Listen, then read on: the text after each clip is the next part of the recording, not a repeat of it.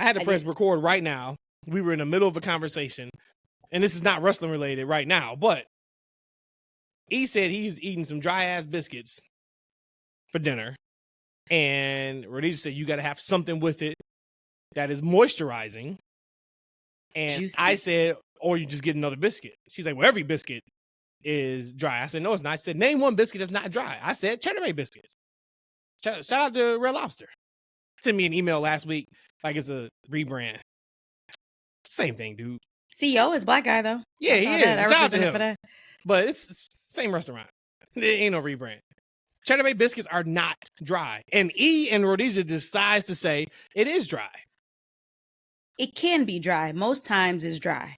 When you first take it out, if the chef or whoever prepares them, if they properly make them and your waiter or waitress brings it to the table expeditiously, then that's when you get probably not dry Cheddar Bay biscuits. But the flavor in the Cheddar Bay biscuits is so good that a lot of times it takes away the fact that they're not wet. It always got to be wet. Are we still talking about biscuits or are we talking about something else? Talking about biscuits. Talking about biscuits sometimes too. Okay. You know? And then maybe a better question is, E, why are you eating dry biscuit for dinner? That may be the better question. Look, the homie said we doing a podcast. I just got home like 20 minutes before the podcast. You know what I'm saying? Look, I got Crohn's disease, which means, AKA, I had to poop. I washed my face and I grabbed what I can grab, and we doing this podcast. You know, and I already messed up because there's a thing, I guess, on YouTube. And shout out to all of our YouTube watchers. Shout out to all of our audio listeners. There's some, I guess, on YouTube with algorithms. Like if you cuss in like the first 8 or 10 minutes, it like moves you down in the algorithm. So, my bad. I'm not gonna cuss anymore. Yeah, we gotta keep that in mind. I'm gonna set a timer and we just gonna let it ring. I'm gonna do some research on it. After that, we just gonna let it ring off. That's not nice though. That's lady and gentlemen. Yes. I'm coming in hot today. All right. I was still getting ready for you to. I know. We wasn't ready yet. Chapstick. But y'all was talking about the biscuits, and I was pretty passionate about the biscuits. I love me some biscuits. The only biscuits I feel like are super, really like legit dry is Popeye's chicken biscuits are absolutely dry. You got to have a drink with Popeye's biscuits. That's not even dry. That is not even the definition of dry. That's like beyond dry. That pulls moisture from your own body. Let me tell y'all something. My favorite biscuits are chocolate ones. And then chocolate. Yep. Then I bake them, and they become glazed chocolate ones. Okay, I have you gotta never make this. heard of a chocolate biscuit before. He be making up shit. Because remember on Thanksgiving, our Thanksgiving pod, when E was talking about this from dressing and stuffing and it was a whole thing, right? And I was like, man, all you gotta do is on Thanksgiving, take a picture, put it up on X, right? Mm-hmm. And then he came back on the next pod. I was like, oh, I forgot to. But it was good. And it's like, okay, man, I don't even think that happened. So he just be making up shit. He ain't never had no chocolate biscuit. We gonna get my homeboy Scott Steiner on the pod. He know. He know about chocolate biscuits? He know. Is that like an acronym for like black booty or something? Gotta be. Just like it's gotta be. Yeah, because he started talking about glistening or something. He did. All right, that's probably what it is. Yeah. All right. Yeah. Well played, my good sir. Well played. He put it episode 204, right? Of the TFW podcast. That's freaking wrestling. Welcome to the pod, ladies and gentlemen. Y'all know, let me find this audio. We haven't played. We kind of like shitted on him a little bit last week, but not really. We didn't shit on him at all. We just said that he wasn't winning anything. 3 the hard way. Thank you, Mr. Knight. 3 the hard way. I am Matt, joined by Rhodesia, joined by E, who's sitting there playing with his camera. So, where do we want to start? Do we want to start with, kind of like last week, real life or storyline? Do we want to go with Liv Morgan and the unfortunate injury, or do we want to go right into the Goldberg return? Goldberg. Oh, that's somebody said Oldberg. I saw that too. E, is that your vote also, my good sir? I'm down for either or. Let's go with Oldberg. Okay. This has been his name for a new Is it? couple years now. Yeah. Okay. I just heard it today. Where do y'all want to go with this? Because I'm going to lose my cool at least twice during this podcast. because I'm going to lose my cool. I just want to preface it because you can't feed me shit and then tell me like it's great and it's chocolate. Chocolate biscuits? God dang. Chocolate biscuit. Okay? You cannot feed me shit and tell me it's chocolate. And that is what WWE is trying to do right now with some of these storylines. So as hard as we were on AEW over the last 12 months, we are going to give it to WWE when they do something wrong and they do something bad. And that is what I am here today to bring the feet to the fire of Triple H and WWE for what was presented last night surrounding Goldberg and Gunther. But before I get into my tirade, where do y'all want to go? Y'all just want to give your thoughts about the Goldberg. We knew this was coming. We even talked about it on last week's pod that Gunther won the title from Jey to set up the Goldberg match. Cool, got it. If you're cool with it, if you're not cool with it. But then we get what we got on Monday. Mm-hmm. Let's start off with the good. Oh, cool. Okay. Because I feel like last episode was a lot of bad or a lot of negativity. And I want to start episode 204 off with some goodness, especially since we about to drop, because I think we said a cuss word in the first 7 minutes already. The good is Gunther looks really good as a champion. I cannot take that away from him. I can't talk about his last championship reign as a heavyweight champion, but he looks good when he comes out there. He has that je ne sais quoi of just, I'm above and better than y'all. Kind of even like how Becky has it right now, how she's in her stride being the IC champion. So I do want to start off with that. Becky looks really good. She does. She really does. She looks really good. I don't know if she got a makeover or something. I'm only talking physical appearance. I've been a huge fan of her heel run since she returned, at WrestleMania and then turned heel that next week on Lyra. But just her look, I think it's she her looks clothing. really pretty. I think it's her style. Yeah, she looks good. Shout out to her. Mm-hmm. You know what? I think her hair is more natural because she's not that red, fiery thing. Yeah. Because you remember like when she was on I think maternity leave when she was out, with the baby. She had her hair like a more of a natural color. That could be it. I thought she was pretty, and she's continuing that on. Okay. So that's it. That's pretty much what I have to say. That's it. That's it. That's all we got. Gunther looks really good as a champion. 42 seconds Wait. of Gunther looking like. Hey man, I was waiting for something. I started smiling because she got really close to the camera. So I'm like, oh, this is about to be some good stuff, right? And I had to edit that. I started to say the S word. I'm like, this is gonna be some good stuff. She's really close to the camera. Like, what's she gonna say? Wait, just make sure. Yeah. Did we cuss already in the first 7 minutes? Twice already. Oh, then okay. So we can at this point. This one's going to hell. 205. Right. We're gonna do it right. Okay. Yo, Envy, we live. We're gonna do it right. Yo, we live, Envy. I'm not gonna curse. But for real, can y'all admit that Gunther looks really good as a champion? Yes. Okay. So I'll just leave it at that. And before Ego and before Matt, you go off and blow a gasket. They did explain why we have Goldberg back in the picture. Again, I don't agree with it. So you're calling him Goldberg? Yeah, because I think that's kind of cool, right? You think he thinks it's cool? I know he doesn't think it's cool, but I don't really care. You won't call a wrestler a jobber. You want to call him a fair. You know what? Legend. You're right. I'm wrong for that. I'm wrong. But you want to call a Hall of Famer. I don't give a shit stuff about that. Somebody who back in 1998 and 1999 was carrying the industry on his back. You mean when along with Stone Cold Steve Austin? 1,000. You want to call that man Goldberg? Don't forget the G. You know what G stands for? Garbage. No, I didn't mean to say that. Stop. Y'all turning me since the 200s. Y'all turning me into something I don't know who I am anymore. You are on one right now. Eshaun, you came to the pod last week. You said, make it make sense. Gunther beats Jey Uso, who is over like Rover, selling merch, eating with babies in the crowd. Everybody loves this guy. Set up this Goldberg thing. Monday Night Raw, Gunther comes out. Goldberg cuts him off. We set up Saturday night's main event. Give me something positive, Eshaun. Give me something that we can sit here and tell our faithful viewers and listeners of the pod that everything is going to be okay come July, whatever the hell that date is. June, I'm sorry. It's July 12th. Right?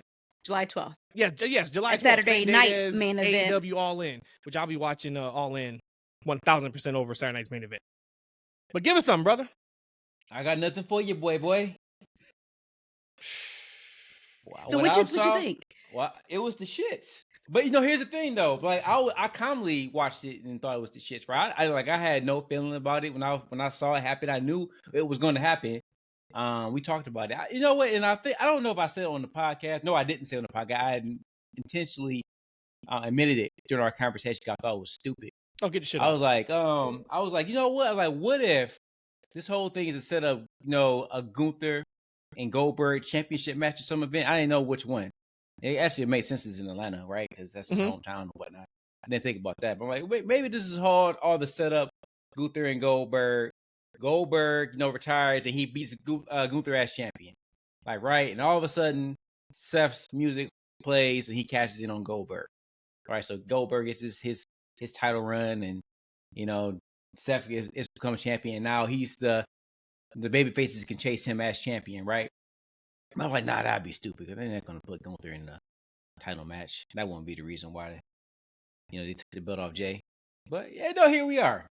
Here we are with this hot garbage with Old Bird. I'm gonna call him Old Bird. I don't give a goddamn. He old as shit. I mean, he's 60 years old, man. You know what I'm saying? He got a gray ass, white ass beard. Like, right? I mean, he an old dude. It is what it is. But I don't know. See, this is what y'all. This is the moment that we going to stamp that Triple H has lost it. Talk about it. That was supposed to be a little later, but go ahead. Like, this is when like the guy who has like the cut, like he knows his fan base and he can speak to it. Like, this is what they want.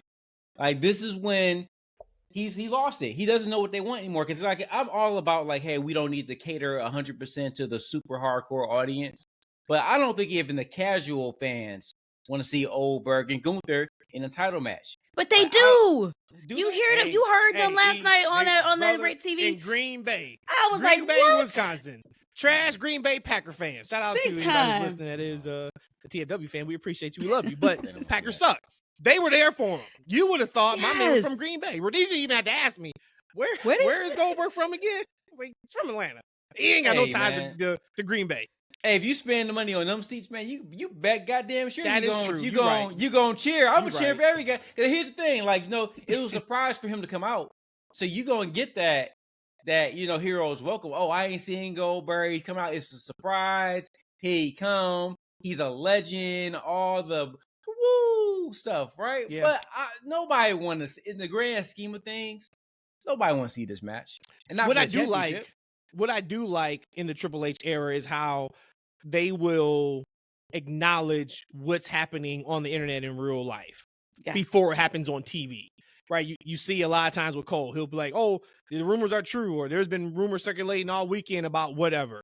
They did again last night, where Gunther is like, "I know there's been a lot of rumors about what's next for me," and then the crowd started going with Goldberg, and he kind of played it to the side, which I also thought was interesting because it was so anticlimactic the way that entire segment went after Gunther put over Jey for being better than him for one night, but then now I'm better than him, et cetera, et cetera.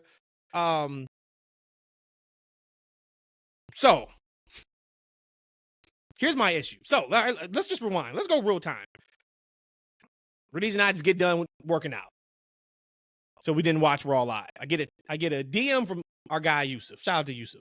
He's back. He said he's been gone a little bit. He's been quiet. Yeah. So he's been finding himself or this something. Guy Seth is like running Raw. He's been kind of quiet. But shout out to our guy. So I get a DM at 8:12 p.m. And all it says is, "I'm disgusted. This man can barely walk." Oh shit. And I immediately knew, oh, Goldberg must have showed up. So we watched the show. And we get Goldberg, and segment goes to black. They go to commercial. And I was sitting there like, that can't be it.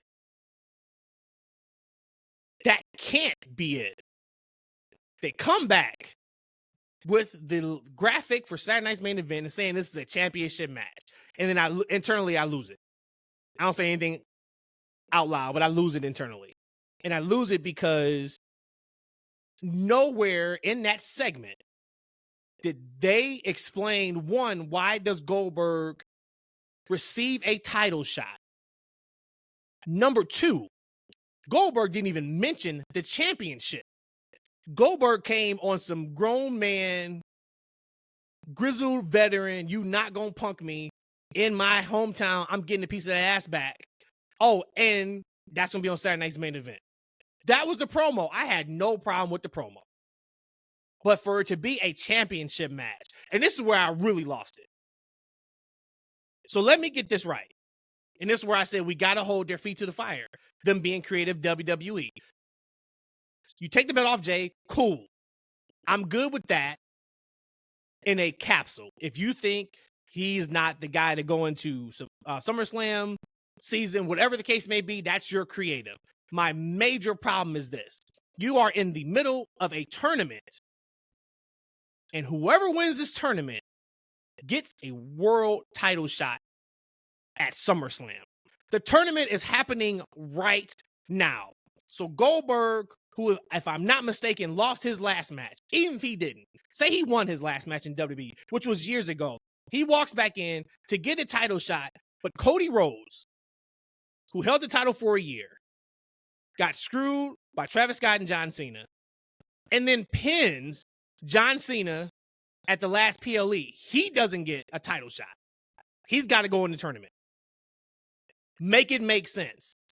And then the guy who lost the belt last week, Jey Uso, has to go into a tournament to get another shot at Gunther at SummerSlam. He doesn't get a rematch. Make it make sense. This is what I'm talking about, where I talked about the cracks in creative. Because in no world does this make sense. I don't care if it's, oh, Matt, you tripping. This is Goldberg. He's a legend. We know this is Goldberg's last match. We know this is a retirement. Like, just let him have you go out there on the bang. Cool, you're right. I came out here about a month ago and said, I forgot I had a Goldberg shirt. Gave me the warm and fuzzies when I saw him beat, I think it was Hugh Morris, the Nitro in 50 seconds on Twitter last month. Cool, yes. Okay, give me a reason why it makes sense. Do not just give him a title shot. He walks off the street, but then we have a tournament at the same time. In no form of fashion in kayfabe does that make sense. And that is a problem, because this is the same thing at times Tony Khan was doing. Hell, we got on Tony Khan's case because he kept with the Death Rider storyline. That wasn't working. Wasn't nothing wrong with it, but it sucked. Mm-hmm. That's the storyline, right? But we got, you take the title off of Jey to make Gunther and Goldberg the biggest match possible, Saturday night's main event in Atlanta, up against AEW All In, their biggest show of the year. I get all that. It's going to make mainstream news. They're going to pop a huge rating, I'm sure. They're going to get a huge viewership. Atlanta's going to go crazy.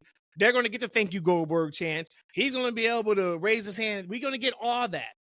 Give me a reason to care on that first one. Now, they can come back next week, and Gunther can come out to the ring and says, oh, man, you want your match? Put your career on the line, even though the match is already official. That's why I had a problem with the match being official. Right. Okay, so now it's career versus title. Cool. My issue is it's lazy booking. It sure is. There was no thought put into that segment at all. And if we knew, as fans, this is coming this week with Goldberg showing up, and I'm not even going to talk about his limp. I'm not even going to talk about, to East Point, how he looks really old coming out there. He should look old. He's 60 years old. He's a legend. This is not even an indictment on Bill Goldberg. This has nothing to do with Bill Goldberg. This has to do with the creator. And where we gave WWE so much credit over the last 3 years is the thought and the meticulous action they took and non-action they took to set up these storylines. And as hard as I'm going on them right now, I'm going to put them over probably in about 2 segments when we talk about Seth Rollins and the briefcase options that he has and how that can create some compelling television. But that was god awful. Mm-hmm. That was nasty ass business. And we supposed to sit here and just take it. I can't even really articulate my thoughts on that as well as you just did, because the a perfect example of you have a tournament going on right now for something that this guy just walked in from out the door to get the same thing that these top heavy hitters are fighting for. That doesn't make sense at all. Outside of that, I did have something on Goldberg. When you talk about how bad he looked, at one moment, I thought he was about to slip off the turnbuckle, off the ropes, because when he was going up the turnbuckle, it was like he couldn't even get his footing under him. Now, I don't know if that's his knees or I think he had like an ACL or something that went wrong with his body. Like that right there to me just showed me, even if you are this legend deal, this legend act, so now you're coming in and you've earned it. Right? The same way how I come on there and say John Cena could do whatever he wants to do this last year of his reign or of his career. Okay, I give that same courtesy over to Goldberg. But I can't even believe you. I mean, Cena got his bald hair covered up where Goldberg can't even climb up the rope. I'm supposed to believe you're supposed to be able to beat Gunther or even compete with Gunther? How? When Jey, who is a phenomenal wrestler, lost to him. Like, that's the part then to me, like, okay, so now you just making this as a legacy act. You are, again, trying to rival All In. You are trying to put on the best, not PLE, but Saturday show. And one thing I did have to call out about Goldberg, if y'all heard, and I was about to record it and put it on here and play it back for y'all so all of our viewers and listeners can hear it. What did Goldberg call it? Where he's going to be wrestling on July 12th. I'll let y'all guess first. Saturday Night Main Event. He called it Saturday Night Main Event. But he was wrong too. So if he called it the person who's going to headline Saturday Night Main Event, that's what I'm going to call it. I'm going to call him Clay. I'm going to call him Clay. But again, I cannot imagine me watching a Goldberg and Gunther match and actually not suspending my disbelief 100%. And that's all I got to say on that. Keep trying to get off mute. There you go. Yeah, I'm pressing this button and I don't know what's happening on here. But anyway, I ain't got enough for y'all, man. It's some bullshit. I got enough for it. All right, I watched it happen. I told you, like, a lot of times when I'm watching wrestling, when I watch anything, I'm actually doing multiple things at the same time. When that whole segment was on, my head did not turn to the media TV the whole time. Because, I got my big screen set up with my gaming and everything and my modding stuff when I'm doing my different thing. And I got my TV over here when I'm watching my wrestling or whatever the case may be. My head stayed razor focused with whatever I was doing on the big screen the whole entire time. I am so uninterested. If this is where they want to go, like they took the belt off Jey to get to this point because they feel like this is the best match for that pay-per-view. Is the best match and Gunther's the best champion for this moment in time. And look, it is what it is. But this is, like I said, and we can get to it later. This is the moment that Triple H has finally lost the pulse of the industry. This is a Vince McMahon like type of match. This is some shit he would do. Like, hey, let's take the belt off Jey, let's put it on Gunther, and let's set up a match with Goldberg. Right? So let's have that moment. This is a Vince move. This is us going back 10 years and fucking with him. Because we're gonna start having matches that he thinks, not the matches that we want, but the matches he thinks that we should want to have and see. That's what we're about to get. Real quick, do y'all think, though, that it's going to probably have to fall on his lap because he is head of creative, but do you think this is completely Triple H, or do you think TKO influences in this? You need to make sure you put Goldberg, the biggest name on the card. What I don't want to do, Rhodesia, and great question. What I don't want to do is start belling out creative, and every time we see some shit we don't like, we blame it on TKO. Because we started doing that when we heard Vince was popping his head back into creative. And then he started doing creative from home. And then he would show up to this Raw show. And then every time something bad happened, it was like, oh, that was Vince's storyline. I don't want to do that with TKO. I'm going to say, from a business perspective, we can just say this is a good move from a business perspective. What we're talking about is creative. In any metric, Goldberg was Gunther on Saturday Night's Main Event on NBC in Atlanta, Georgia, which is his hometown. In his retirement match, moves the needle more than anything that right now that Jey Uso could do on his own with the championship. That's why I got it. But then make me care. Make me believe what you are feeding me is chocolate and it's not shit. That's all. So to your point about the TKO piece, Brandon sent us a text to the group chat Friday. Brandon said, what the fuck is the point of Jey being put into the King of the Ring? My response was, well, one thing that could happen is Gunther gets challenged by Goldberg for Saturday Night's main event. Gunther beats him. Jey wins the King of the Ring tournament. And then we get the rubber match. I said rubber match. Actually, it'll be their fourth match at SummerSlam between Jey and Gunther. Wait, no, I think they're only 1-1. No, remember Saturday Night's the other Saturday Night's main event. Okay, yeah, got it. They were 1-1 for championship. I'm starting to see a pattern about Saturday Night's main event. No, I'm staying away from Saturday Night's main event. Yeah, Saturday. If it's Saturday night main event, it'd be different. So right now, I'm trying to make it work. Right. I did not have the bracket pulled up or anything like that to see that if Jey would have advanced in the King of the Ring tournament, he's got to face his friend Cody Rhodes. Cody Rhodes on TV. Cody Rhodes, which is going to be great. Mm-hmm. And we're going to get to the ending of Raw. That was tremendous.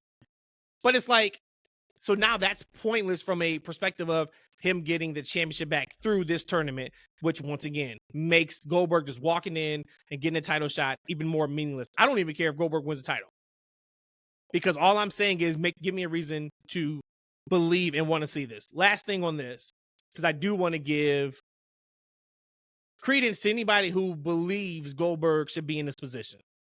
So on Twitter last night, I put out just a tweet about my thoughts on it. And gotta love my guy, Firefly Red Wolf. He is, hopefully he knows, he is one of the biggest WWE apologists in the world. I scrolled on his page after we were going back and forth. I went back like 2 weeks. I couldn't go back anymore to see if he said one negative thing about WWE. I couldn't find anything. Okay. But he responds and says to my tweet, and basically my tweet was kind of what I just said to you guys, right? Like, the word was already out that Goldberg was coming back, but it was very anticlimactic. There was no mention of why Goldberg gets a title shot or even Goldberg wanting the title in this promo. Pretty lazy stuff across the board. Firefly responds and says, respectfully disagree. They haven't even begun to build the match, and that crowd ate that shit up. Hotlanta for Bill to retire is perfect. Title versus career. It writes itself. Just like why Dr. Doom doesn't need several movies to be introduced like Thanos, we know Goldberg. Cool. My response was, I get we know Goldberg, but that's neither here nor there. In kayfabe, why is he getting a title shot when he hasn't wrestled in years and there is a tourney happening right now that the winner gets a title shot at SummerSlam? If Cody didn't get a clear shot at Cena, and I put he lost with Cena cheating and held the title for a year, Goldberg shouldn't either for the title. Firefly's response was, I'm not bothered by it, my dude. I'm going to be seated. Enjoy the last ride Goldberg gives us and let his ride out. Nobody complained about Sting getting the same treatment. He's talking about when Sting came back and wrestled Seth Rollins years ago. So I won't do that with Goldberg. Not every legend gets to go out on their shield. And I just put, I'm much more critical in WWE than you are, but 100% enjoy it. He said, I feel you. I think with me, WWE was just always the escape for me, and I clutch on to that so heavy, and I want to enjoy it while I can. You know, I said, I get it. I put that I get it in capital letters. I just have to keep them honest when they do and can be better. He put, totally get it, my dude. I go after them when it's necessary. This ain't nothing to me more than a legend getting flowers. So I just wanted to share that, because if there's somebody who's listening who has that same feeling, I just wanted the masses that listen to our show to get that side out. I vehemently disagree with that, but I want to be fair, because I didn't know, once again, one of you may have came on and was like, I was cool with it. It was all good, and then I wouldn't have had to read that, but I just wanted to mention that. But they got to be better. They got to be better. I think in all fairness to that, because that was cool that you read that whole drawn out exchange. And again, guys, that is how guys and gals and non-binary people, that's how you have conversations over the internet of two conflicting opinions and how people can go back and forth and exchange their thoughts. Damn, I lost my train of thought. Never mind. Keep going. I just got hyped. I just got hyped because I'm saying that's how you converse. That's what? No, you say that's how you converse. Unlike Pat McAfee, who don't know how to commentate. You Best off on that tangent again. So first off, now I did feel slightly bad for just a half a second because I didn't get to fully watch Raw yesterday. I watched it today for the most part, but around after Liv promo scene in the ring, I was like, wait, Pat's not there. And for a half a second, I did feel like, damn, like, did I get Pat fired? narcissistic me. Sorry. You think it was you? It was just you, huh? It was just me. But I was like, damn, now I'm like, is he okay? Like, I felt bad. But again, 2 weeks in a row where we heard very good commentary. And to me, it didn't take away from the actual action we was getting in the ring. TV presentation has been significantly better for the last 2 weeks. And, I let you have it last week, but you and I had talked about it during Raw where I made my comments about Pat. And that's no hate on Pat. There's absolutely a spot for Pat in WWE. I just don't know if it's on weekly television. Mm-hmm. To be honest, he takes away from TV at this point now. Because he's a star. Because he's a star in his own right. Even Eshaun called him, he's a character. So that is something that should be special. That should be something that we don't see every single week. Hey, can I ask you a question? Like, so kind of going with what my man said about the Goldberg match, because I'm saying I don't want to see the Goldberg shit. I don't think how many casual fans, maybe there are a lot of Goldberg fans out there that want to see this match and maybe they're into it, but I do think that a large portion of the casual audience is much more forgiving to these type of things than we would be. Like, right? Mm-hmm. Like Goldberg getting a shot. He's a returning legend. He's a big deal. Why not give the match? I mean, let's just be honest. This is the first time we've seen this. Like, dudes come from out of nowhere and get a match. I said on this show, this is a couple months ago, like, when Mercedes Moné in AEW, her first match her first match with the company was a championship match. I'm like, what did she do to deserve? She just got there. She hasn't competed in 9 matches. And it's like, oh, it's because she deserved to be there because of her history, not her history with that company. I mean, this is stuff that's happened forever, right? So, like, we can't really be that up in arms about it. And I do think that a good portion of the audience sees these kind of matchup as like, yo, this is a big match. He deserves a championship because of name value alone, right? So I do think that that's a thing. I just think that it's just bad storytelling considering there's so many hot wrestlers involved. Going back to the Pat conversation, I think that Pat is a conduit to the actual fan. Like, right? I know that we as pure wrestling fans, we want to hear them recite the moves. We want to hear all that, that specialist talk, right? But I mean, I wonder how many fans just want to watch the show just to have a good time. And that's what Pat is doing when he's watching the show. He's just having a good time and just talking shit. And that's probably closer to what a fan, how they watch it. Like, right? Yeah. They're not in there, calling them the matches, and they don't need necessarily to hear the history of the move and the match and the backstory of these wrestlers from like 25, 30 years ago and how they grew up with them and they took craps together and wiped each other's ass. Like, maybe they don't want to hear all that. Maybe they just want to hear, Pat just do shenanigans because that's what you do at the crib. You know what I'm saying? You sit there and you just talk trash and it ain't no thing. And when something pops up that's good, you react to that. But if not, you just sitting there, you just talking shit. Like that.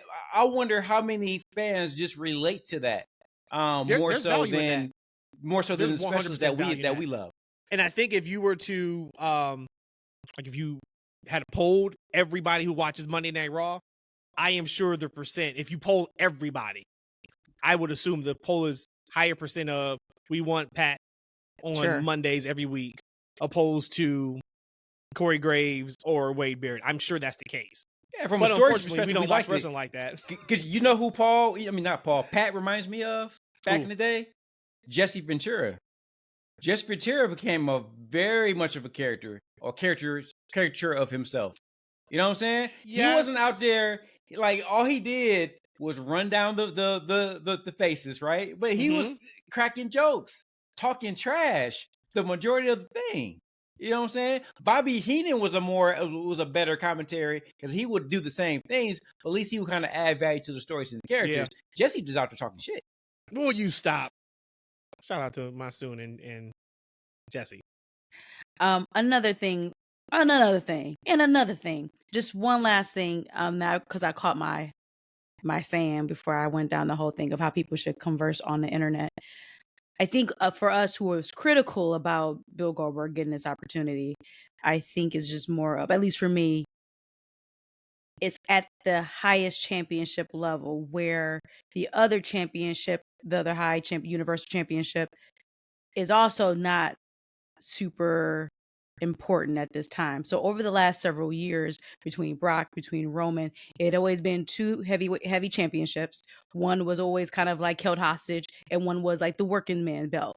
And now that we're entering a season possibly of both of those heavyweight championships kind of being not important, I think that's probably where, for me, I'm like, why is he about to even have a match with him? So that's kind of where I'm feeling that why I don't necessarily agree with it, because both of the titles are now not being held hostage, but are at the expense of another great character.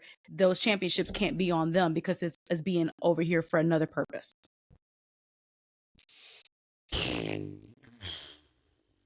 Yeah. All right, so that was the bad stuff. Let's hit the Liv Morgan stuff first, because that's important, and then we can I want to get to what we saw at the end of Raw. What a horrible bad timing, man.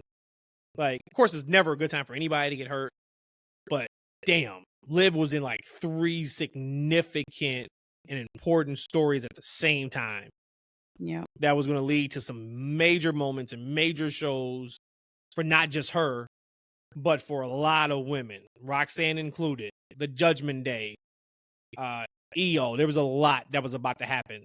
And it looks like she got a separated shoulder. Now, I haven't been online at all, really, last night, outside of my couple of tweets, and that was it. I haven't been online at all. I've been in meetings all day. So I just got home right before we pressed. I think all of us, for the most part, just got home right before we pressed record. But I haven't seen anything new. But I do know it was diagnosed as a separated shoulder. Anybody knows about separated shoulders? That can take, if it's not too bad, month and a half. If it's significant, it can be up to 3 months, 3 to 4 months. And just the way she reacted, who knows? Of course, in that moment, it didn't look good. Actually, at first, I thought she hurt her. I thought maybe she broke a bone in her forearm or her elbow.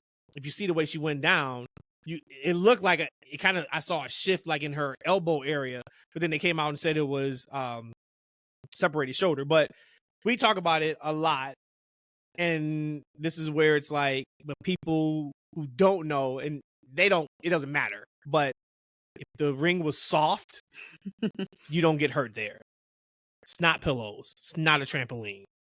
Fucking ring hurts. Yeah, it's not as hard as the ground, but the ring hurts. Like, you're falling down. For her to fall face forward, right, where you can see how you're going to fall, and you're putting your arms down. You talk about freak of the freak accidents. Yeah. There was like that when that was going to happen, that was going to happen. It was nothing that nobody did wrong or anything like that, which it sucks. So, speedy recovery to her. She just got back from filming the movie. Had the moment. I mean, yeah, like Nikki Bella, like all of it, right? Like, there was a lot that was in her future. So hopefully they figure it out. Maybe she can still be on TV. It's just, once again, it's just a separated shoulder. So sling it up if you need to in a couple weeks and still maybe bring some storylines forward. But I do think they can make something still fun with Roxanne. Sure. Because now you can do something with her and Raquel. Mm-hmm. And maybe they start clicking up, and maybe they start working better as a team than even, so that could be a whole thing. But yeah, shouts to Liv. Hopefully she gets better much sooner than later. Great. Main event on Raw, I ate it up with that fatal 4-way or the fatal 4-way, I believe it was. And then that finish. That was some fun shit there, buddy. But you can do them type of run-ins, and we're not setting up a Royal Rumble match this Saturday. All the run-ins are not to set up a traditional 5-on-5 Survivor Series match this Sunday on pay-per-view. When you can get those type of run-ins and then finish the run-ins from people from Raw, people from SmackDown, and then we go face-to-face with Cody and Jey Uso, yeah, man, give it to me. Give it to me. That's some good business right there. I like that. I like that a whole lot. What you guys think about either the main event or the last image of Jey Uso and Cody Rhodes face to face when Raw went off the air? I'm still a mark. Well, if we're not going to use bad terminology, well, no, I guess we can call fans marks because they're not the one putting their life on the line. But I was still a mark because I did think for a second I was going to see Roman. Again, no reason for him to be out there. No reason for him to come out. But again, hell, they already have cracks. They might as well have just make a whole pothole at this point. But I was like, man, I'm about to get Roman because you just felt all the energy. Ooh, and you knew people was coming out. So that's the first part. Another thing about the actual main event itself. At this point, and I know everyone cannot be at the top, and this is kind of what we talk about every single week between the men's side, women's side, but to me, Rusev is completely non-existent. Now, Green Bay was saying Rusev Day, so he got some pops there, but to me, he was just inconsequential to me to the whole main event. Now, I get that there was some bigger guys, so it was some good visuals there, but he meant nothing to me. He's ice cold to me, completely ice cold to me. I just hope that whenever they do turn him up, I'll be there, or his fans will be there waiting for him to heat back up. The last scene with Cody and Jey is going to be interesting. I was there for it. I was like, this is going to be cool because we're here now. Like now you have to draw this line in the sand that we're going to fight each other and whoever's going to win is going to advance. So I'm super excited for that part of it because anytime you have, if done well, whenever you have two faces go at each other, again, it got to be done well. It could be really, really, really exciting. Sometimes it cannot though, because you don't know who you want to cheer for. But if they could do it right, which I felt that at the end of the show, like, okay, I'm here for it, maybe because I'm still kind of a Cody hater, but I was like, I'm here for it. And if they do this well, this is going to be really exciting. So as soon as the match started, I fell asleep. Damn. Yep. But you didn't even go back. Man, look, that was last night, and then today, like I said, I worked a 12-hour shift, so it was what it was. But I have this thing, like I'll wake up right at the end of main events, like I don't know what it is, but so I like what I woke up and saw was Jey and Cody in the ring together. I was like, oh wow, like right, and I got my ass up and got back into bed. So I mean, that'd be interesting. I mean, just listen to you guys talk. I mean, the possibility of a Cody and Jey match will be huge. But damn, man, like I just worry about my boy Cody. And that's on Raw Monday. Yep, like it's official. Is it okay? Yep. So like I always worry about my boy Cody. I told you, man, like his or SmackDown, the character that he's playing, like this white meat 1980s babyface character. Like right, it's tough. It's tough, right? Now he's gonna be in the ring across from Jey. Fans typically want to pick somebody. They want to pick a side. Usually, it's gonna be very interesting what that match is gonna be. Very interesting. I tell you what, brother, you ain't got nothing to worry about. If Cody was able to turn that WrestleMania crowd on that SmackDown the night before Mania, brother, he's good. Ain't nothing. This ain't nothing. He's fine. Yeah, he is absolutely fine. We'll still yeet, or they'll still yeet and have a good time, but Cody's Cody at this point, man. I get what you're saying, but let me ask y'all a question though, because like when Jey came out there and he did, right before that, he had the interview. Yeah. Right. Man, I gotta tell you, man. Like just for me as a viewer, I felt like he was down a little bit. But he should. We say Jey, right? Yeah, Jey. He just didn't seem. He should. You know what I'm saying? He didn't. His championship is gone. And the fact that he does, like, no one says like, hey, why doesn't Jey get a rematch? Like he himself didn't say, oh yeah, I'm gonna be in this tournament. He gonna give everybody the yeet down, and he's okay. We have to work his way up to a rematch. Like, right? Like I would much rather than come out and just say that you're all right. There are no more rematches. Like you lose, you go to the bottom. Or you're a legend, and you can get a chance at any time. Or you're a legend, right? The match is Raw. I did confirm it's on Raw. Okay, perfect. So it is Monday, right? It is Monday. Yep. I can't wait for that. I'm locked in on that. I will be seated for that. Probably not live, but I'll be seated on tape delay. Watching from Brazil or Mexico, I'll pull up some of the VPN so I ain't got to watch commercials on Netflix during Raw. But E, to your point, like that's one of those, for me, missed opportunities, right? Last week, Adam Pearce said they had a spot open for this tournament. Leave that spot open until Monday night. Have Jey come out and talk about losing the championship and saying, you know what? If I got to fight all the way back to get my title back, do that. Pierce, put me in the tournament. I don't care who I got to go through. That title's mine. We going 2 times Yeet. That adds to Jey Uso and the babyface, not just being put into the match, to your point, not getting a rematch, right? But, okay, let him go through the tournament too. He just loses a little something because of that. But if we being fully transparent, I'll be real. I thought he lost a little something the week prior, before he lost the championship. When and why? During the his entrance. You mean that was when Pat wasn't there to eat with him, right? Yep. Okay, I remember that. Yep, and it was just kind of like not going through the motions, but it didn't have that. It didn't have that oomph that he's been having in his entrance for a while. Guess somebody told him that night. I guess he was losing. You losing, yeah. Rikishi called him up and was just like, "Dude, don't even yeet." Hey, y'all saw that, right? Y'all see? No, but I can only imagine. No, I can only imagine. Hold on a second. Okay, well, I ain't gonna play a ton of it, but Rikishi crashed out like I knew he would. I know he went off. I didn't bother to listen to it though. Yeah. I mean, I ain't gonna play the whole 3 minutes, but it was. I mean, granted, it was a whole podcast, but Rikishi tired of this shit, man. Yeah, 3 things are for certain in life: death, taxes, and Rikishi going in for his family. So, can you imagine how Rikishi's gonna react when Cody Rhodes pins Jay Colleen next Monday? Don't say that. He's not. No, I knew Cody's dad. His dad wouldn't approve of this. His storyline. He's a man. You didn't do injustice. You didn't feed this champion right talent to be able to continue to make this champion. Not a fair shot in my eyes. So you go 51 days. Damn. I say fire. Fire those that are writing for this kid. Talk about it. If you can't come up with something simple to promote and push your champion, that you, not me, you decide to put this kid in that position. Easy feeling it. And then that's it. All of a sudden, the brains don't went, just cloudy. Like, you can't write.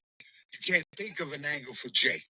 Well, if you can't do your job, I say, best endeavors. Get the hell out the way. Hey, you know what? You know this is E, right?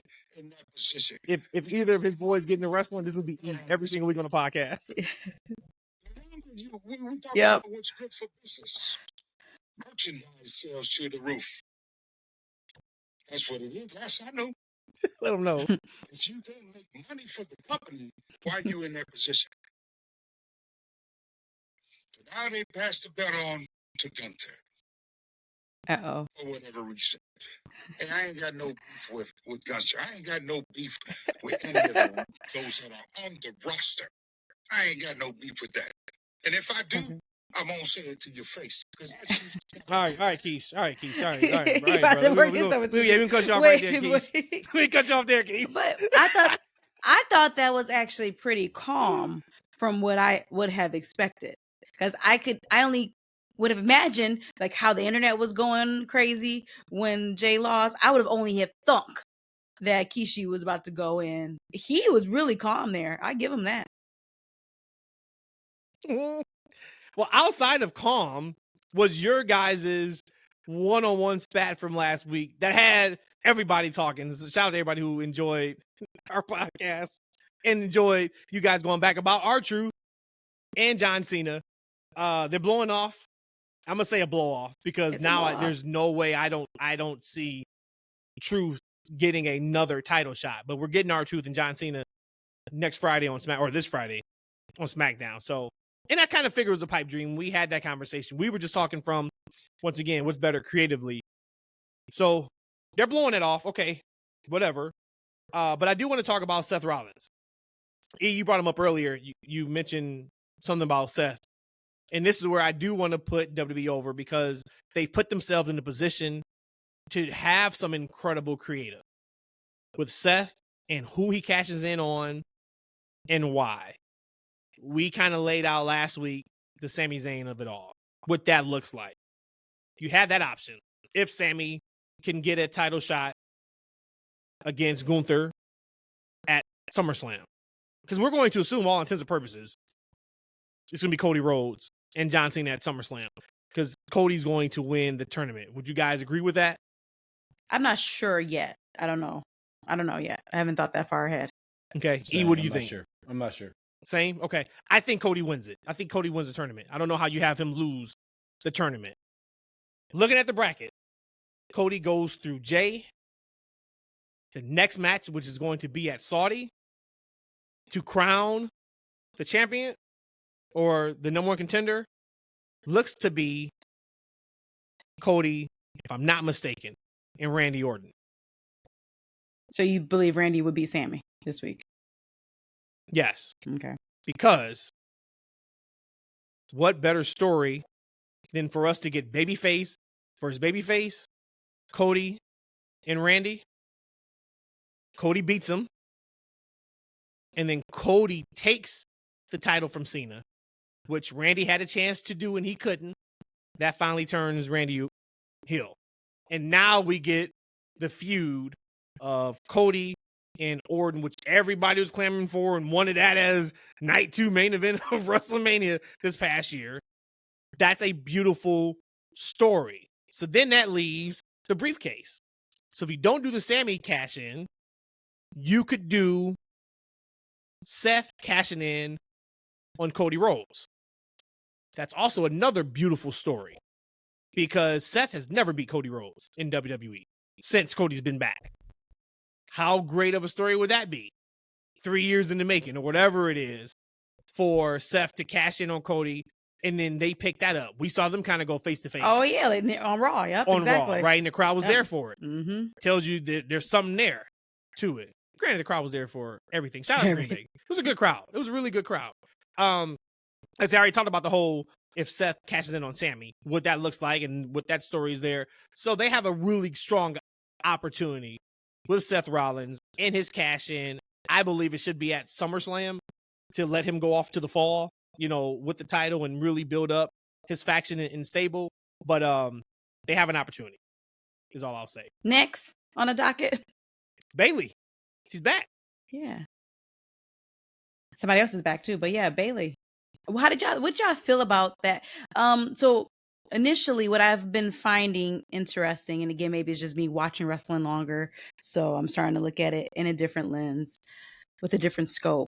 It almost feels when they go out there, they have their bullet points that they have to hit.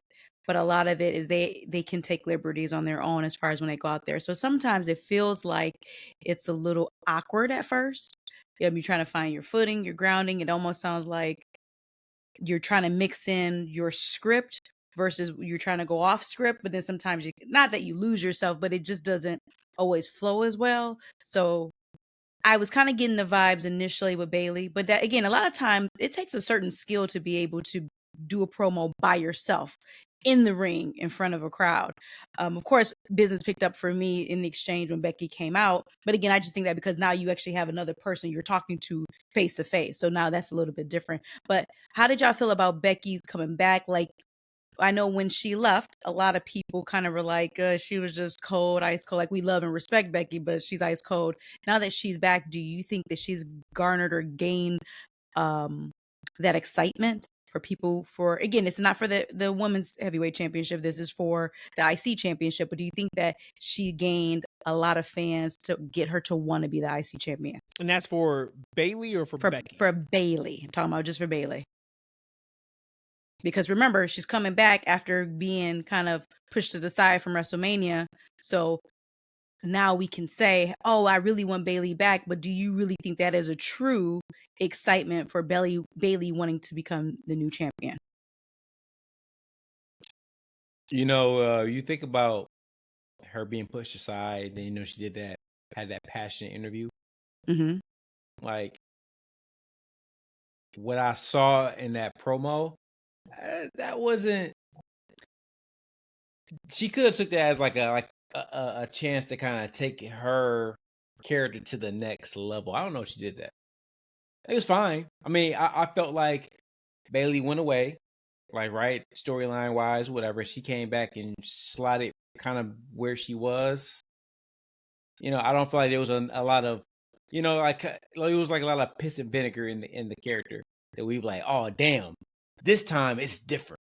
Like this is a new Bayley. She got a new hairdo, but I didn't feel like this was a new Bayley. I feel like it's the same Bayley, right?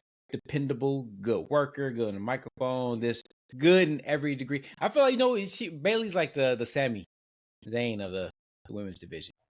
Like great at a lot of things, right? And you can see them get to the top and be champion, but you don't see them as like the flag bearer of the said division, right? And she could have parlayed that into an opportunity for that to be now. I just think that when Becky came in there, I don't want to say she saved it, but she definitely took the segment up to another level. And she just looks like a star, as you said earlier. She looks great. I always thought she was a pretty woman. I feel like she has like, I don't know, it's her bone structure, her face. I think she's always had like a very pretty face. Has a great style. But I think she owned that segment, and I think she definitely upgraded Bayley in doing so. We on the same page a lot tonight. And I love that Bayley's getting this spot. Mm-hmm. It feels like though she's being shoehorned because the Lyra beef is still there with Becky. We saw them interact, which I thought was great. Lyra kind of was just like, yo, what's up? Yep. You couldn't hit me back? And she's like, all right, well, if you're going to do what you're going to do, and I'm going to do what I got to do. Which I hope they don't turn her heel. She's just starting to get her footing as a babyface. Mm-hmm. But what I could, y'all know I love Bayley. And that's not just saying that because I'm about to shit on her. But I love Bayley. Felt so bad for her with the Mania position. She actually had a interview, and I just saw it when I pulled up the DM. I didn't get a chance to. Once again, I've been offline all day. And like the headline was, she feels like she's not really connected to like the four horsewomen. Excuse me. Whoa! Be careful. That is rude. Jesus. Why would you call them the four whore women? I didn't mean to say that. Swear to God, I didn't mean to say that. Hey, Rhodesia, real quick. Rhodesia, do you know? Speaking of four horsewomen, you know that Mercedes finally came out and said who her new boo was. Who's her new boo? Is it Swerve? Yes, the Beast Morton. Now it makes sense why she got that ass. I was wondering. I've been waiting for weeks. Because he gave her a lot of extra protein. Podcast. Like what? Time out. I've been waiting for weeks. Help me understand how Muertos was got Sasha Banks' booty bigger. One of the best asses right now in wrestling, and it came out of nowhere. It was working for a few weeks. It wasn't like she left and then it came back. She got it. We could see it in motion. It was kind of like just seeing something great happening right in front of you. You know, like when we were kids and they had the egg in like science class, and then you see it crack, and you come back the next day and you see another crack. You come back the next day and you see a little bit of the head popping out. Hey, guess and what? then like that's kind of the way Mercedes' ass has been. Guess what? That's in nice schools. In my schools, we didn't have that kind of stuff. Okay, Sorry. well, I had that. I mean, you're in the ghetto. That's all I can really say. All right, but that's how I felt about Mercedes, and I was thinking like, it can't be Swerve. There was like a word about Swerve, and I only said that because it was a word about Swerve for like a year. I was like, it can't be Swerve. Like, and then I like legit, I had a whole topic I wanted to bring to you guys, and the topic was going to be as a man or as a woman, right? Like, so as a guy, we will look at it as, say, if you take out plastic surgery. So say we go with, if you're in a muscular woman, now all of a sudden you start hitting the gym and you lost the fat, or you started working and you got that ass now that you didn't have when I was with you. Or for a woman, if you had a guy and he maybe was chunky and then y'all break up and then you see him next time and he's put together, you know what I'm saying? Now he's getting haircuts every week. He's looking right in the gym. Do you have room to be upset about if that happens? I had a whole topic. And I just kept shelving it because I was like, we got other stuff. You trying to be like about. You have to have 4 topics on the show, huh? But like, so if y'all want to speak to that, you can. But now we know she's been going to Mexico. But what does that got to do with it? She been eating that food. Okay. She been eating that food, and who knows what Beast has been doing behind her. Insult anybody right? In this like case the women here, been going crazy over Beast Mortis. I know there's some pictures out there. Of course, he don't show his face, but you see enough to where he looked like a Mexican Roman Reigns for sure. I got to pull up a picture of this guy now.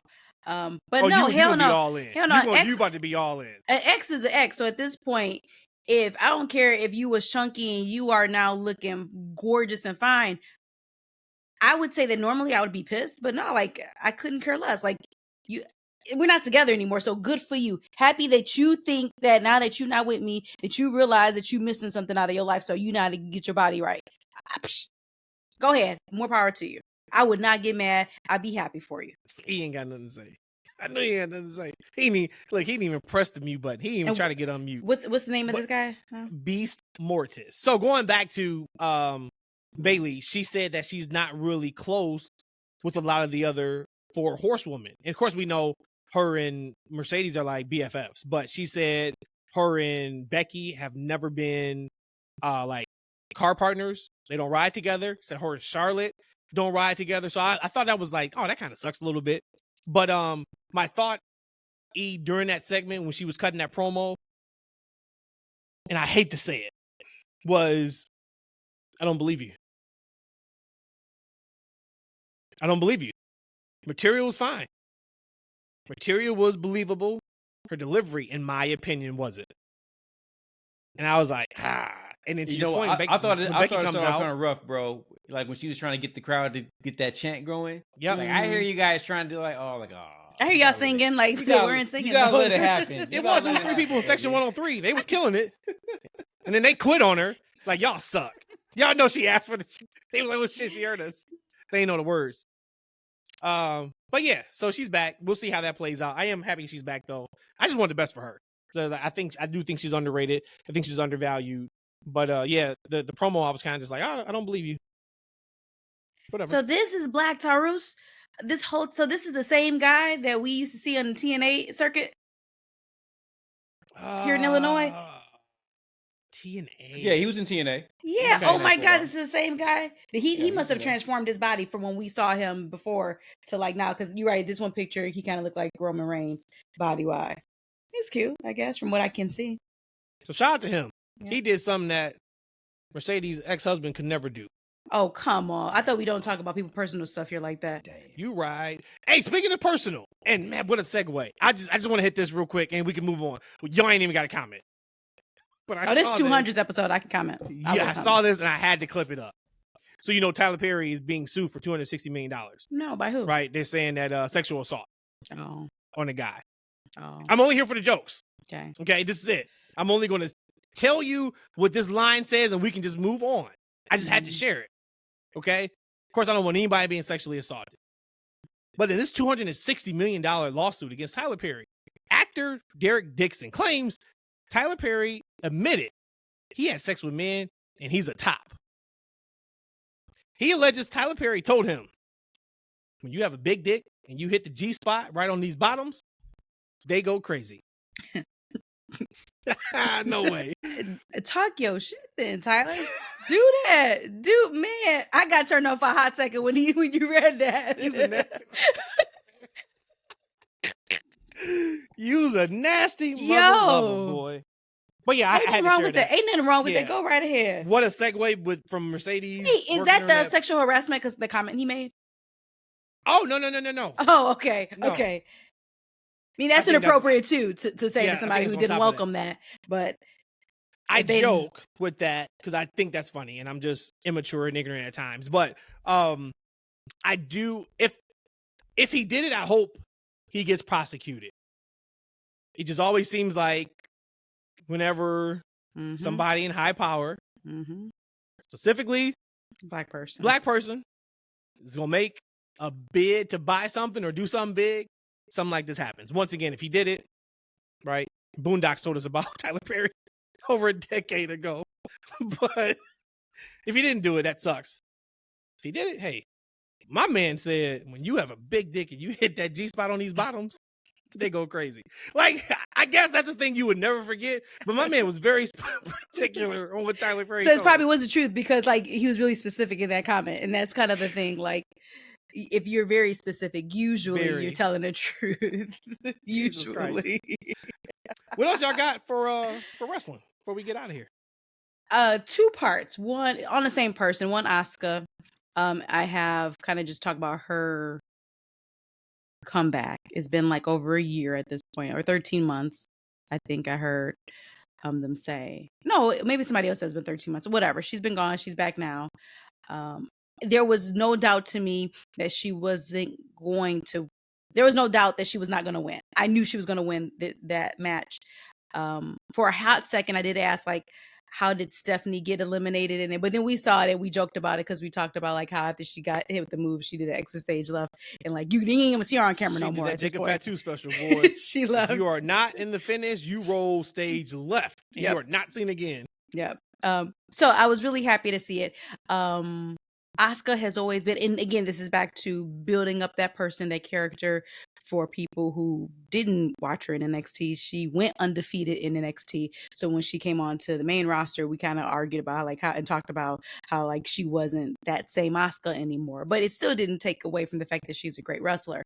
My question I wanted to ask you was, it has two-part. How did you like her showing, like her body, her moves in the ring? She was pretty winded at the end, but again, they're trying to have a full conversation with her. Kathy was trying to have a full conversation with her. But my question to y'all is, name a wrestler that isn't that great on the mic, and I'm just saying that because she really isn't that great on the mic, but people by the masses really, really love and adore this person. So answer either question first, doesn't matter. Well, and what was the first question? The return, her return. Thoughts on her return, how she looked. You know, I think of Mark Briscoe. Okay. Like, because like, you know, he's not great on the mic per se, but his energy brings something, right? When he kind of gets to going, like he starts saying crazy things, and you like, yeah, okay, yeah. So like, I always think of Mark Briscoe when I hear him talk. And her return, what you think? Oh, I honestly didn't think too much of it. I'm glad she's back. I like the new gear, like a half leg, you know, half short, whatever. I mean, you know, cool. She's back. The women's division has a really great opportunity to do some great things. So they have a lot of talented wrestlers in that division right now. I hope as far as like a storyline perspective, they're prepared. But we talked about it, you know, lead up into Mania, like, like the women's division has been underserved from a storyline perspective. And we got some stories right now, right? We got Naomi doing some great things over there. We got kind of like some mini stories going on still with Jade, and we got the thing going on with Roxanne and Liv now, and then we got the thing with the tag team championship. Then we still got Becky, and we got Bayley. Lyra, and, you know, Bayley. So they're doing some things. We're kind of, and then you got these girls coming up like Stephanie. Like, we didn't talk about her, but again, in that match, I thought it was another great showing. She kind of stood out, and she's just phenomenal, right? So I think this should be a great year for women's wrestling. And as we get closer to the Evolution pay-per-view, I'll probably drop my question for you guys around that time. But hey, look at him. He been holding in the tuck. Oh yeah, I was holding that Mercedes booty right here. Topic. A couple things here, yeah. So Asuka, I thought she looked great. That's kind of it. I mean, she looked great. That was good to see her back. And she's getting older now. So it'd just be interesting to see how she changes her work style, if any, from last time we saw her. But I was happy to see her back. Your question about the promo. I mean, that was a good question about Briscoe. Because, like, you said people love. Yeah, I mean, I think... But they're not the best promo. Yeah, like, her... It's subpar. Like, if she doesn't... She'll have her video vignettes that'll have. I'm talking about Asuka here. I'm not counting about who doesn't speak English, right? Me personally, but I am though. In this, yeah. So then on your list, then who speaks English as a primary language? Do you feel that right now in this moment it doesn't matter? And people love them, right? Yeah, I mean, you couldn't even say like Ultimate Warrior. I don't know if that's true. He was hell of a promo. Okay, it didn't make any sense. But he was ready. He was ready. Oh man, to run through a wall for him. Yeah, absolutely. I'm trying to think of somebody who everybody loves, or they're very loved, but they don't cut a good promo, because that's kind of hard to do. That's why I asked this question, because that stood out to me with Asuka. I mean, well, I can argue and say we were just talking about Mercedes. I can say she's not a great promo. I don't think Mercedes is a great promo. But to be fair, she's been mainly a heel for a lot of her career. But people love her. Okay. I mean, Roman did his best promo work as a heel, so I don't want to use that as a crutch. Yeah, Charlotte does a great heel work, you know, as a promo. Mm-hmm. I don't have an answer to that. I'm trying to think of people that are loved. That's not a great promo. I always thought RVD was a little overrated back in the day. I think he was surprised. That's a good one. That's he a had good one. Good energy. Yeah, he had That's his a good one. catchphrase, but Yep, that's a good one. So you would say that not good on the mic, not great on the mic, but like loved by the masses. Yeah, Orton wasn't good either. Years ago, Orton's a good promo now. Oh yeah, he wasn't good back. I don't But think he wasn't good years ago, even as a babyface. He wasn't good. I think RVD was one of those guys to where, like, if your memory, you would think he was a better promo than he actually was. And even in the moment, you'd be like, you would think that, oh yeah, okay. Mm-hmm. Yeah, he was just a slogan for the most part. In terms of his promos, could work his ass off. Hell of a worker. But yeah, promo wise, yeah, you're right. Cool. Who's yours, Rhodesia? Asuka. Oh, that's it, man. So if you got a English speaking promo, who would it be? You mean English is their primary language speaker? Yeah. Two totally different questions. Really? Yeah. Is It's two different questions. It is. I don't know. You putting me on a spot now. I have to think of somebody. I think Mark Briscoe's. I think that's probably, if I would have thought deep enough, I would have picked him, because like the shit that he says is like, I don't even know what that means, but that's hilarious. Yeah. Okay, let's go. But I don't know. All right. Yeah. What else? What else we got in the docket that we got to talk about? Y'all got to have something else. I'm looking on my list here. We're only an hour and 12 minutes in right now. That's okay. We don't have to go 145. I honestly thought that was the plan. Yeah, I mean, that's okay. I thought we had a good pace. Oh, yeah. Lord have mercy. I mean, y'all ain't got nothing to me. We got an Eshaun special. This is what I always wanted for the podcast. See, this is your vision. The direction. This is your vision. This is the vision from day one. What in the hell, man? God bless. All right, let me think. I think. Wait, what's okay? What was the follow up question on? You said something about if we wanted to address something about Tyler Perry. Let's go back to that. Would you say? Oh no, I don't want to talk about Tyler Perry anymore. Y'all. I'm good. I'm good. We can. Y'all said I could drop off if this is where we going. Like we can. He said he rather talk about Cena than talk about Tyler Perry. I done had enough. I don't hear no more bottom brothers, man. But okay, let me do a mic drop for him. He said that he made more black millionaires than anybody ever. No, so that's then So that's props. Yeah, for sure. So, yeah, he got a big dick and you didn't. What the hell, man? I thought I had. I don't think. Did you watch SmackDown? Yes. Were you cool with the follow up for Solo and Jacob? What follow up? The promo. Oh yeah. Oh, actually, it went by. Was that enough for you? Yes, because I like that Solo came out, kind of said, "Yo, I'm like," he made sense of like, "Yo, look, I brought you to the table," and that was the storyline originally, right? Like Jacob was too hot for TV, like they didn't want him there, and they pushed him away. Which is, if you like, here's the casual fan doesn't know Jacob's history. Like, right, he's been good for a really long time, and he couldn't get in there. Like, right, so Solo brought the man to the dance, and now he's like, "Yo, all you guys, you come back, you say, I love you, Solo, and you back with it, right? Just continue the storyline. I mean, I was fine with it. Okay, I thought it was okay. Yeah, it was I fine. didn't see it. Serviceable. Yeah, I thought it was okay. I didn't see it. And then, real quick, Matt or either one of you, I saw a rumor that Undertaker is joining creative team. Okay, don't bring that shit to this podcast unless you filter this out with me beforehand. I don't need that shit. Undertaker joining the creative team. All right, so you don't want to speak to where'd you see that from? I actually don't remember. Actually, no, I might have made that one up. I might have made that one up. Right now? I thought we talked about this on the chat. What are we doing right now? What we talk about on the chat? What are we doing right now? What we talk about on the chat? Undertaker joined it, and you may be right. Everything we read on these. I just ain't never heard that before. And for you to bring that, that's what I saw. Podcast. I absolutely saw that Undertaker joined the creative team. Man, what type of algorithm you be on? I have no idea. All but right, what if it's the truth? But what if it's the truth? I don't think it is. Do you think the creative team would be better or worse? Just answer, and we can go off like that. Worse. I hope it will get better, man, because we got some some shit in these main events. Maybe he can come in there and speak some truth and get some things right. I say worse. Yeah, he's much better to be down in NXT teaching the big guys mentoring psychology and stuff. Yeah, and you know that's his world. I don't need him writing creative. What the hell is Undertaker gonna write creative about? You know, it's like, what we doing, man? That was a horrible pull that you just put on this show. I'm doing. That's not horrible. That's a great conversation. So what y'all think?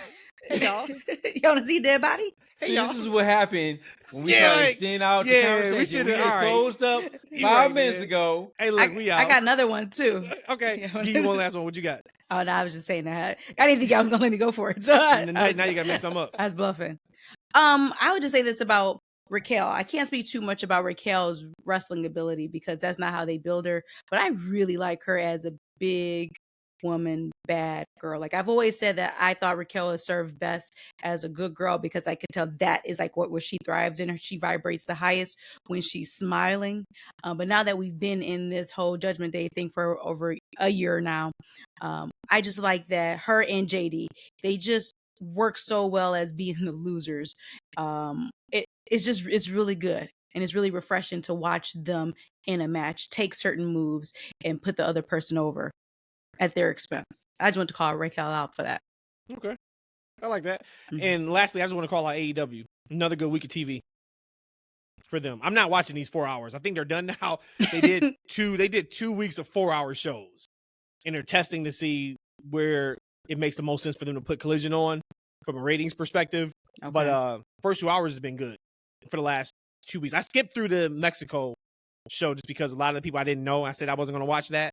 But Ospreay and Swerve had a 30-minute draw last week to kick off the show. That was great. I continue to be impressed every single week with Megan Bayne. I talk about her a lot. They're doing a good job with putting Mercedes in a good space with what's her name? I'm about to call it Marilyn Monroe. Wow. Toni Storm to continue to put some heat on that match. They're doing some good stuff heading into All In. So I just wanted to shout them out. Been impressed. Hey, last thing, I was excited to see my favorite tag team, TJ. Yeah, she's back. Tay Mello. Yes. Dude, it's so funny to watch, and this is not a slight at all. But like not Priscilla Kelly. What's what's her name in Impact? Oh, Impact. In TNA. Ooh. The real pretty lady, redhead. She's had a baby with Killer Kelly. Yeah, Killer Kelly. It's so funny to watch these women when they have the baby and they come back in the best possible way. They look like mamas so much in the best possible way, right? Like they still look sexy, they still look beautiful, but they look like a mama. They just look a little different. And Ty has that look. And I think that's a term of endearment. I would take that as an absolute compliment. That's being a woman. That's a beautiful thing. Least. Yep. I did have a problem a little bit with Tay Mello getting the victory over, but whatever. I get it. I understand. Hey, no, Penelope. I don't think she's won the match. Ever. I ain't seen her win ever. I casually watch the show, but when I casually watch and she wrestles, I feel like she's always the one taking the pins. So. Yeah. She is. And when she asked for that tag, I knew what it was about. Megan Bayne had them dead to rights. I was like, oh, here we go. And then she got hit with the roll up. But yeah, really, really good stuff. I promise we'll get out of here. I thought one of you just said something that sparked. Oh, Private Party. Oh. Word is their contract's up and there's interest from WWE. Oh, I had that too over here, actually. Yep. So good for them. You know what, though? So that will make a lot of sense. That if they're leaving and they're going to probably NXT, right? I would say so. And hey, I'll tell you this, though. There's just two things real quick because I'm going to lose my train of thought. They will already have more personality. They have the men's roster. Correct. And I wouldn't even say that they were high on character and personality in AEW. That's just saying how weak that division is. So, like, these AEW guys are going to NXT, and they are uplifting this NXT men's roster because them dudes are some turds, man. Like, I know they want to get these D1 athletes and shits like that, man, but they need to get some D1 personalities, man, because these dudes is dry over there, man. It is dry. When you compare it to, like, the women, this is that video that we watched that you posted with the women, you know, doing, like, the Shawn Michaels guessing thing, whatever. Yep. You can see the personality of some of these women. These dudes just ain't got it. They so damn dry. But anyway, going back to Private Party, like we hadn't seen them in a while. Like, right? So like we think about like something like the Hurt Business ran through these dudes. Right? They got the championship, and then the Hurt Business ran through them, and you ain't seen them since. Like you ain't seen them since. Like damn, like you ain't got nothing for Private Party this entire time. You have nothing for Private Party. Now, if the rumor is true, then it makes sense because they've been sitting on their contract, they're not renewing, and they on their way out. And I'm so excited for them because, and this is not a slight, but it's gonna sound like it, and maybe it is. They're going to really learn how to work going to NXT. I hope they're willing to learn though too, right? True. Yeah, they're young. So. They're young. I would imagine that they would. Man, like, well, we heard the stories back in the day. Like again, we don't know what's Private Party, but a lot of those young guys, they weren't interested in learning, a deeper psychology, things of that nature. But I feel like that's part of the game. Like, right? I kind of feel like some people they thrive in a different environment. Like, hey, this is what we do here, but this ain't what we doing over here. Mm-hmm. Like, you come over here, you're going to learn. You're going to learn psychology. You're going to do things different. Yep. You talk about work. My last thing on this show is we might actually have a Karrion Kross match in a month from now. What? Where? On the Indies? Because he didn't resign? So my boy damn sure ain't getting done on Raw or SmackDown. Well, no, remember he said that when Sammy's done, Sammy said, when I'm done taking care of Orton over here and going after the championship, I'm coming for you. And that's when Karrion's like, finally. So I was like, well, in about a month or so, we'll finally get to see Karrion have a match on TV. You hear that pop too when he showed up on the screen? Yep. My guy's over, man. My guy's over. All right, y'all. We wrapped it. I was able to get another 8 minutes out of y'all. Appreciate y'all. Y'all know the deal. Follow us on all the social media platforms. We are there. We are on YouTube, TikTok, Instagram, all the podcast platforms. Audio-wise, we are there. And then I'm sure next week we'll be back to preview another major WWE PLE. I'm sure there's one. There's not one this Saturday. It means it's got to be one on next Saturday. Yeah. I can't keep up which one it is. It's a special one on Sunday. We'll be here to talk about it, I'm sure. So we see y'all next week.